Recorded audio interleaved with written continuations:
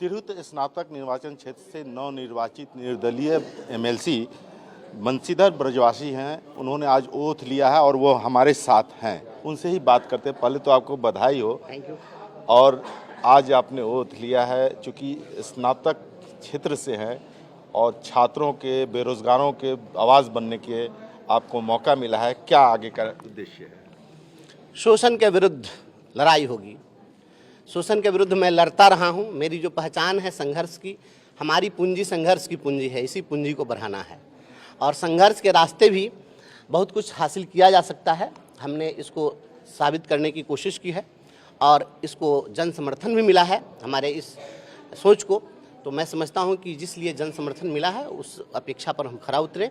बिहार में नौजवानों के साथ जो आज अन्याय हो रहा है, डोमिसाइल नीति लागू कराने के लिए बिहार के नौजवान संघर्ष कर रहे हैं। बिहार के हमारे प्रतिभाशाली छात्रों का पलायन हो रहा है, बाहर के लोगों को यहाँ पर अपॉइंट किया जा रहा है। तो डोमिसाइल नीति लागू कराना है। इस राज्य और देश के अंदर जो मनरेगा मजदूर हैं, जो अनपढ़ हैं, अशिक्षित हैं, केवल सामान्य से मजदूर हैं, उनके लिए भी रोजगार गारंटी योजना है। और जो स्नातक डिग्रीधारी हैं, स्नातक के साथ एक शब्द जुड़ा हुआ, स्नातक प्रतिष्ठा, और प्रतिष्ठा जैसा शब्द जिसके साथ जुड़ा हुआ ऐसी डिग्री यूनिवर्सिटी अवार्ड करते हुए जिसको प्रतिष्ठित घोषित करती है और वह व्यक्ति अपना पेट नहीं भर पाता है तो तमंचा लेकर क्राइम करता है। इस आवाज़ को सदन के अंदर पहुंचाना है कि अगर आपने स्नातक की डिग्री दी है, जो अशिक्षित व्यक्ति है उसके रोजगार गारंटी की बात होती है और जो पढ़े लिखे लोग हैं उनके लिए बेरोजगारी भत्ता की बात होती है। यह दुर्भाग्यपूर्ण है।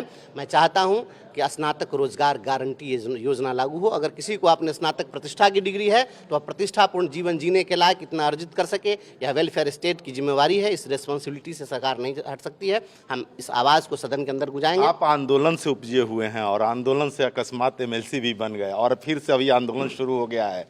बीपीएससी पीटी की जो परीक्षा हुई है 17वीं की, उसको कैंसिल कराने के लिए इस आवाज़ को कहा। मैं गया था, मैं अभ्यर्थियों के बीच में गया था, ऐसा नहीं है। मैं वहाँ गया 10वां दिन जिस दिन था तो मैं गया था और उस दिन भी हमने बात रखी थी।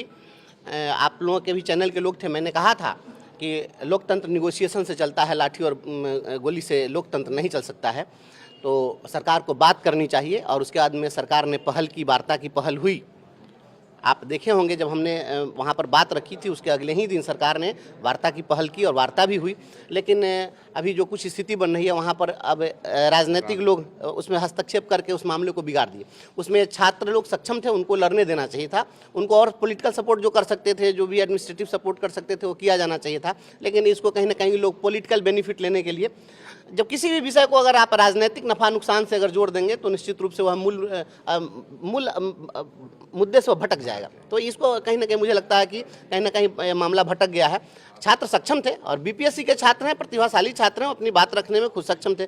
अगर कोई आप खुद अपनी बात रखने में सक्षम है तो वहाँ पर दूसरे के सहारे की जरूरत कहाँ है? तो आज लोग, कुछ लोग सहारा जबरदस्ती वहाँ पर बन रहे हैं। तो शपथ के साथ एक नई जिम्मेवारी मिली है, वो क्या जिम्मेवारी मिली है और उसको कैसे आप निर्माण करेंगे? देखिए, ऐसा है कि मैं संघर्ष करने वाला व्यक्ति हूँ और संघर्ष जो है वो रोटी के सवाल पर होता है। संघर्ष लिए मखमली बिस्तरा हो किसी के लिए मखमली बिस्तरा और किसी के लिए एक चटाई न हो, इसलिए राह संघर्ष की हम चुने।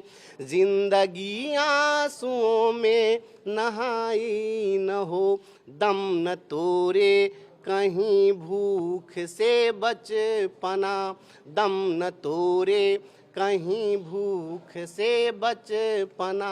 रोटियों के लिए फिर लड़ाई न हो, इसलिए राह संघर्ष की हम चुने।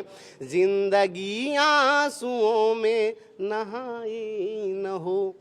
तो ये थे बंशीधर ब्रजवासी और इनके साथ परिवार भी आया है इस खुशी में शामिल होने। देखिए, बच्चे हैं, पत्नी है, पापा एमएलसी बन गए।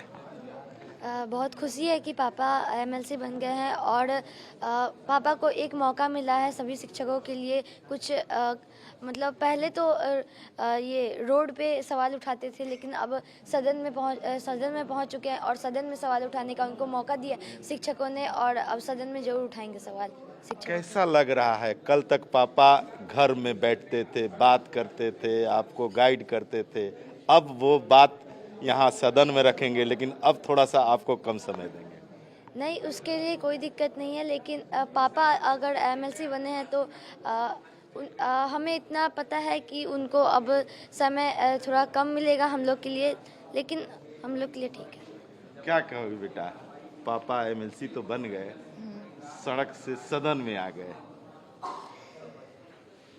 सड़क पे से सदन पे ज़रूर आए हैं, लेकिन शिक्षकों के लिए जो भी आवाज़ उठाते रहते थे, पहले भी जो जितनी आवाज़ उठाए हैं, आगे भी सदन में आवाज़ उठेगी और शिक्षकों के हित में लड़ाई लड़ी जाएगी। हर कामयाब व्यक्ति के पीछे किसी न किसी औरत का हाथ होता है, और आप उनकी श्रीमती जी हैं, कंधे से कंधा मिला करके आज तक चलती आई हैं, लेकिन अब तो जिम्मेदारी बढ़ गई।